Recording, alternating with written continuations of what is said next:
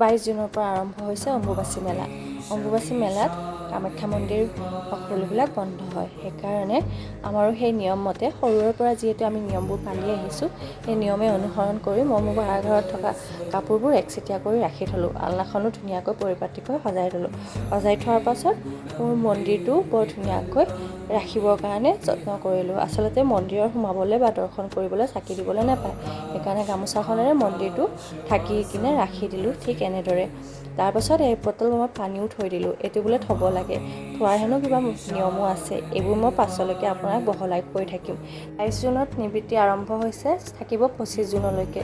এইকেইদিন মন্দিৰ দৰ্শন কৰাটো সম্পূৰ্ণৰূপে নিষেধ আৰু বস্তু পাতি ব্যৱহাৰ কৰিলেও ধুব লাগে। সেইকাৰণে বস্তুবোৰ একচেটিয়াকৈ ৰাখি থৈ মই মোৰ 4 দিনৰ ব্যৱস্থাটো কৰি ল'লোঁ। আপোনালোকে কেনেদৰে কৰিলে অম্বুবাচীৰ এই বিশেষ ব্যৱস্থা? যিদিনাখন আমিতি হ'ব, অৰ্থাৎ 26 জুনৰ দিনাখন দুৱাৰ খোল খাব মা কামাখ্যাৰ, সেইদিনাখনৰ পৰা আমি আকৌ দিব পাৰিম চাকি বন্তি। আপোনালোকৰ ঘৰত কেনেদৰে নিয়ম পালিত হয় জনাবচোন দেই, কমেণ্ট কৰিবলৈ একেবাৰে নাপাহৰিব। আৰু ভিডিঅ'টো ভাল লাগিলে লাইক শ্বেয়াৰ কৰি দিব।